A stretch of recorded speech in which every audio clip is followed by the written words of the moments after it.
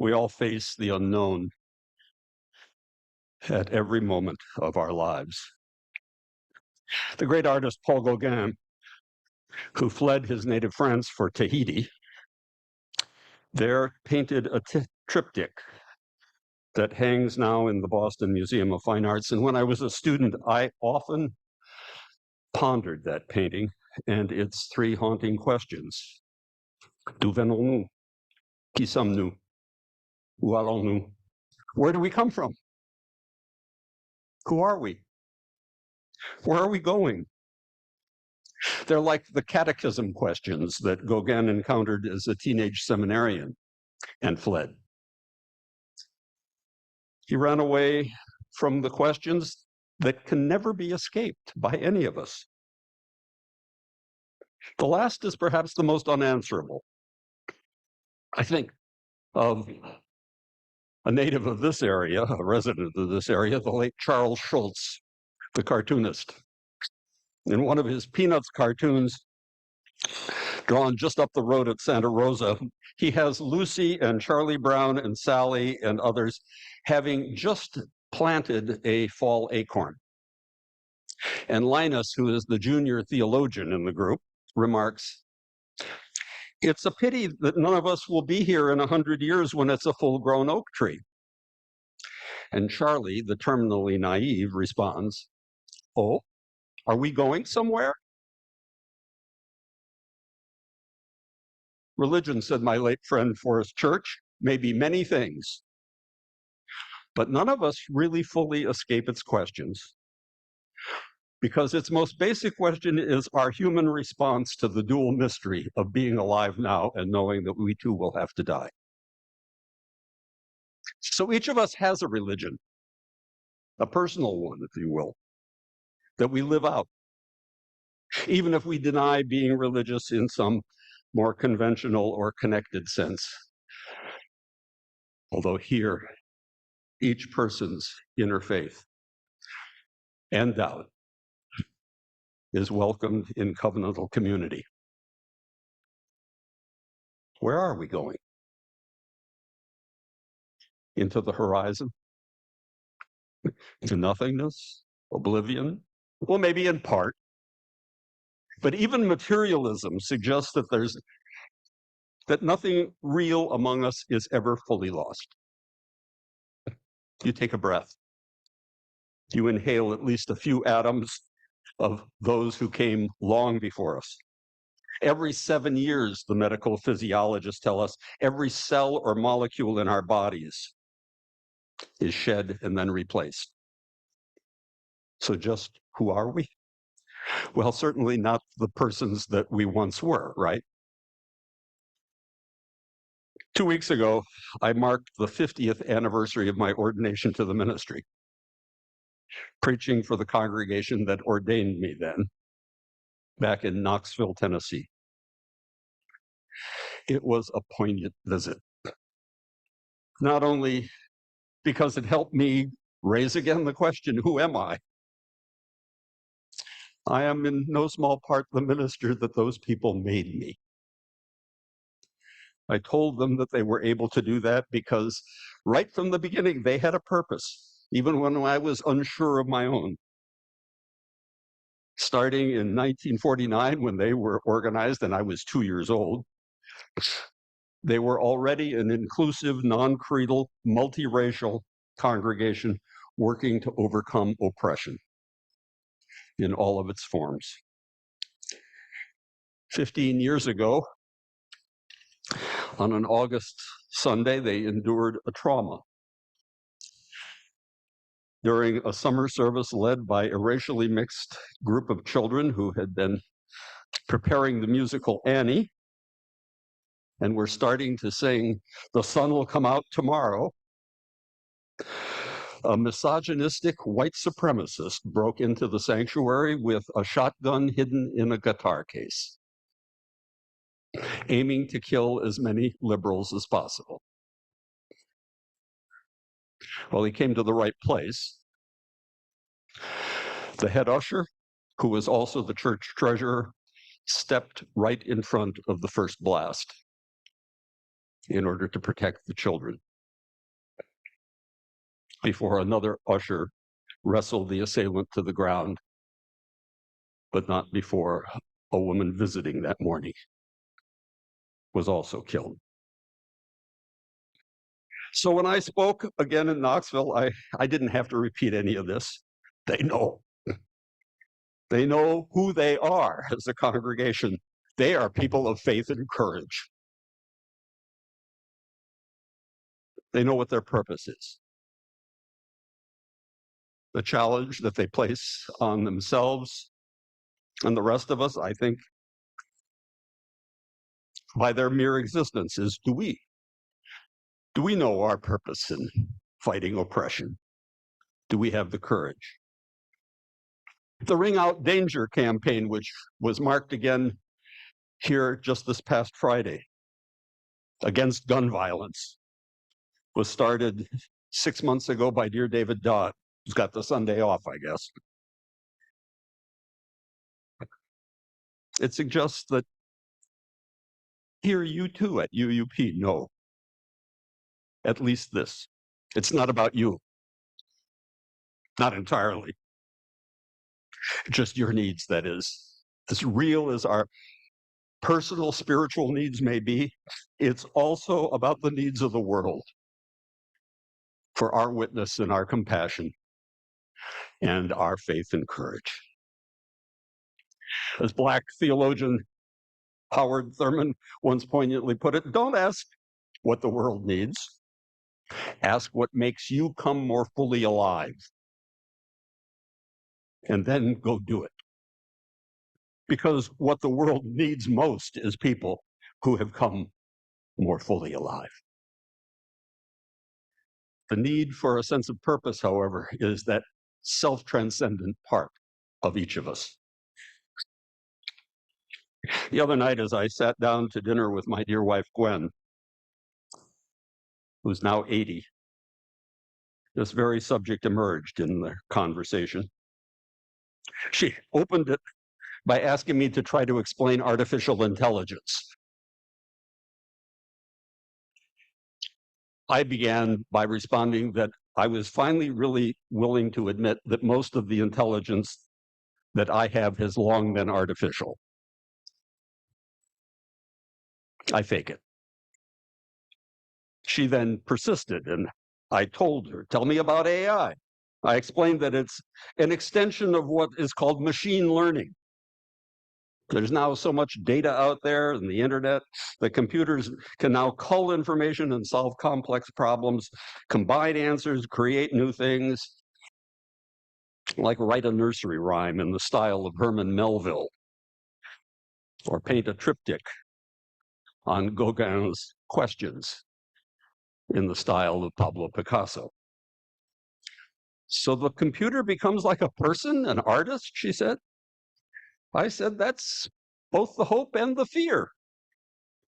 Reminding her of Stanley Kubrick's classic film 2001, made back in the 1980s, when the computer called HAL literally takes over the spaceship, remember? Pushing the humans aside.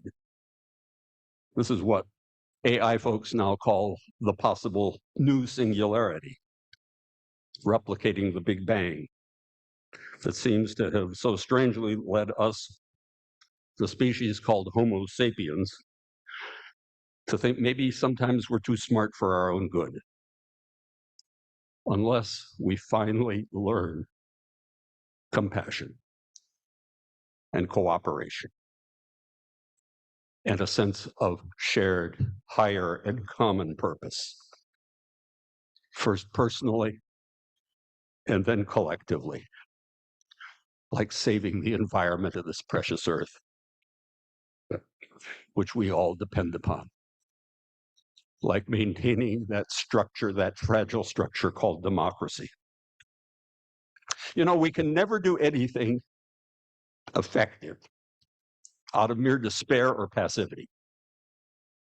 And this is the issue before us in human-caused climate change, most clearly. An alternative translation of Ki Sumnu might be, what are we doing? And not the right things, clearly. Even as we gather here, some 20,000 world leaders are gathered in Dubai to ponder with the United Nations another climate change conference. There is some global cooperation, but there are all too many resisting it, going off in what scientists call Brownian motion, that is, all directions at once. It is only a spirituality that finds its purpose in uniting universally across ethnic, religious, and national divisions that we can find our way toward a sustainable future. Yet it begins with each one of us. And then locally in congregations like this, inclusive communities like this, that are dedicated to resisting everything that would separate and divide, that help us find ourselves again and again, which is why we come together on Sunday to be reminded of who we are and our best selves, to become more purposeful. I can't kid you. You know, these are bad times. Perhaps not as bad as some that our forebears had to go through, but perhaps more filled with dire possibilities for future generations as well.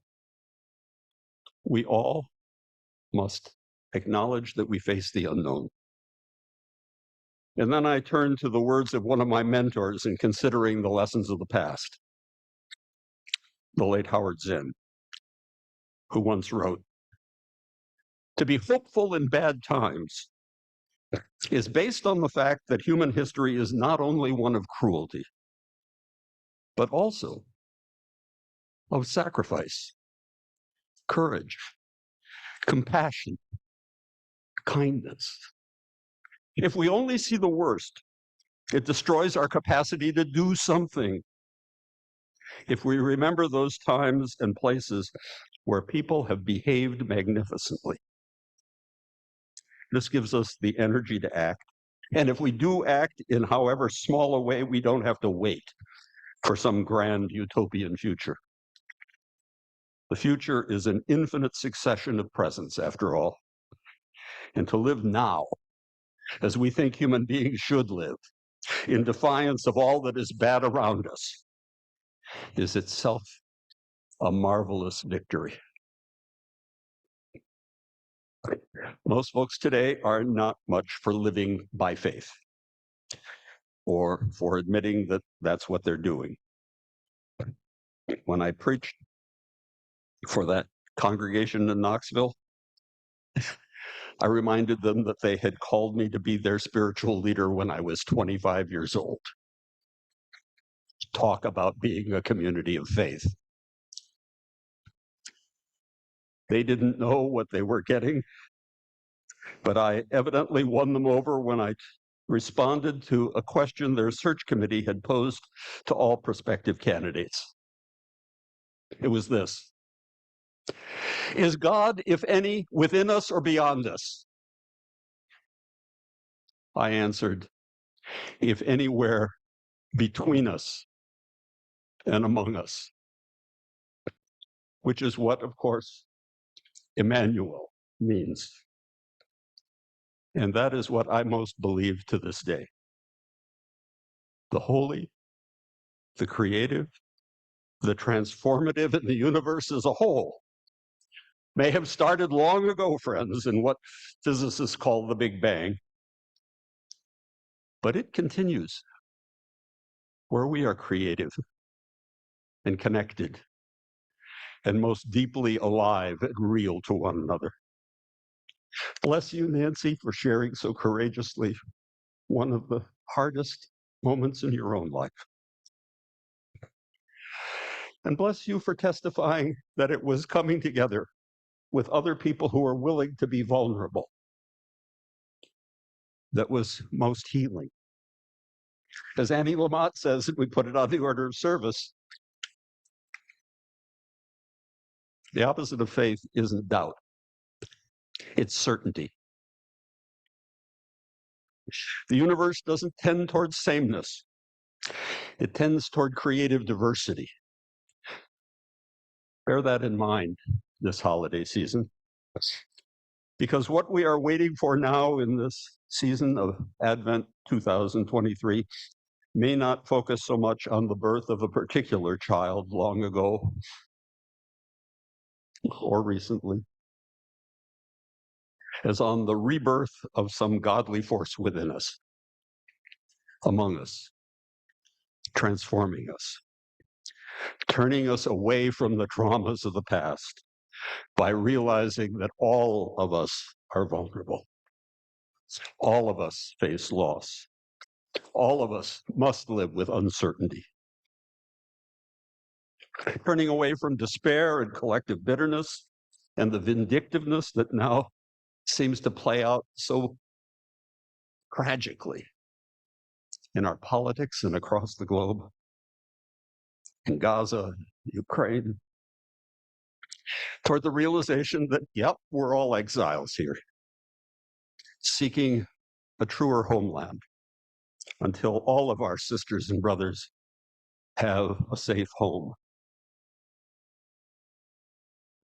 Not some short-term shelter or refugee camp, much less a place on the streets, but a safety in which they can feel the joy of living again, of being fully alive and cared for, part of our imperfect and always struggling human family, but connected. So picture a couple or a woman alone walking on a beach in winter, on one of those sunny, cold, clear, windy days with few people around. Maybe on the shores of Gaza or the Black Sea. She's expecting a child. She's facing the unknown.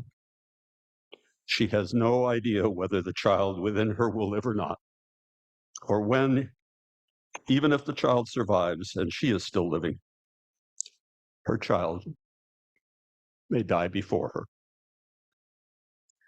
This is a woman on a Florida beach today, or one in Texas, or right here in California. One denied the right to say, no, I can't face bringing a child, the child of my rapist, into my lonely responsibility. Once again, remember, we all face the unknown. It is the existential condition that we share as human beings. Can we not show some greater compassion for those who find it necessary to make hard choices? Can we not be inspired by those who step in front of the shotgun blast? In this season of Advent,